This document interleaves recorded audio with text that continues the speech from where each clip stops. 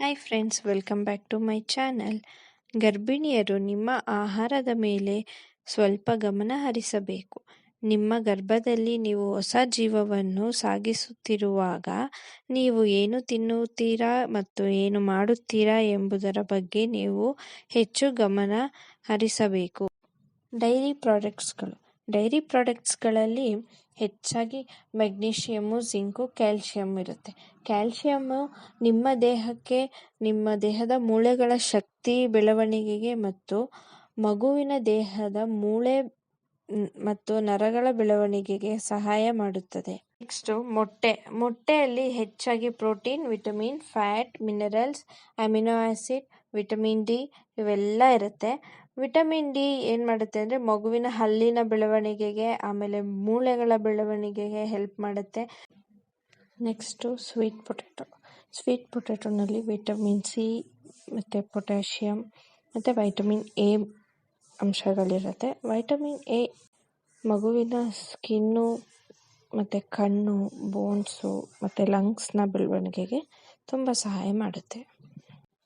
Next ಹಸಿರು ತರಕಾರಿಗಳಲ್ಲಿ ತುಂಬ ಪ್ರೋಟೀನ್, ವಿಟಮಿನ್ ಜಾಸ್ತಿ ಇರುತ್ತೆ. ವಿಟಮಿನ್ ಸಿ, ಎ, ಕೆ ಮತ್ತು ಕ್ಯಾಲ್ಶಿಯಂ, ಐರನ್, ಪೊಟ್ಯಾಷಿಯಂ, ಫೈಬರ್, ಆ್ಯಂಟಿ ಆಕ್ಸಿಡೆಂಟ್ ಇದೆಲ್ಲ ಹೆಚ್ಚಾಗಿರುತ್ತೆ. ಮತ್ತು ಲೋ ಬರ್ತ್ ವೆಯ್ಟ್ ಮಗು ಆಗ್ತಾವಲ್ಲ ಅಂಥದ್ದನ್ನೆಲ್ಲ ತಡೆಗಟ್ಟಿ ಮಗು ಪೌಷ್ಟಿಕವಾಗಿ ದಪ್ಪಾಗಿ ಚೆನ್ನಾಗಿ ಬೆಳವಣಿಗೆ ಆಗುತ್ತೆ ಇದರಿಂದ.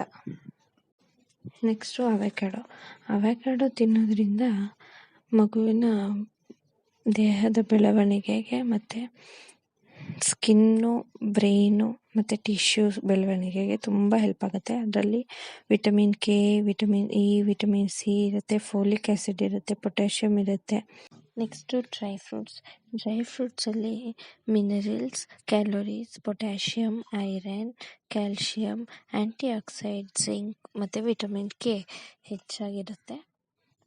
ನೆಕ್ಸ್ಟು ಎಳನೀರಲ್ಲಿ ಕ್ಲೋರೈಡ್, ಎಲೆಕ್ಟ್ರೋಲೈಟ್, ಕ್ಯಾಲ್ಶಿಯಂ, ಮೆಗ್ನೀಷಿಯಂ ಹೆಚ್ಚಾಗಿರುತ್ತೆ. ವಿಟಮಿನ್ ಸಿ ಇರುತ್ತೆ. ಇದರಿಂದ ಹೈಡ್ರೇಟ್ ಆಗಿರುತ್ತೆ ನಿಮ್ಮ ಬಾಡಿ ಯಾವಾಗಲೂ, ಮತ್ತು ಅದರಿಂದ ಬಿ ಪಿನೂ ಕಂಟ್ರೋಲ್ ಆಗುತ್ತೆ. ಆಮೇಲೆ ಅಮಿನೋ ಆ್ಯಸಿಡ್ ಫ್ಲೂಯಿಡು ಹೆಚ್ಚು ಮಾಡುತ್ತೆ. ಸಣ್ಣ ಪುಟ್ಟ ಇನ್ಫೆಕ್ಷನ್ಗಳನ್ನ ಪ್ರಿವೆಂಟ್ ಮಾಡುತ್ತೆ. ಗರ್ಭಿಣಿಯರು ಈ ಆಹಾರಗಳನ್ನು ಸೇವಿಸೋದರಿಂದ ನಿಮ್ಮ ಮಗುವಿನ ಬೆಳವಣಿಗೆಗೆ ತುಂಬಾ ಸಹಾಯ ಮಾಡುತ್ತದೆ. ಈ ವಿಡಿಯೋ ನಿಮಗೆ ಇಷ್ಟ ಆದಲ್ಲಿ ಲೈಕ್ ಮಾಡಿ, ಶೇರ್ ಮಾಡಿ, ಸಬ್ಸ್ಕ್ರೈಬ್ ಮಾಡಿ.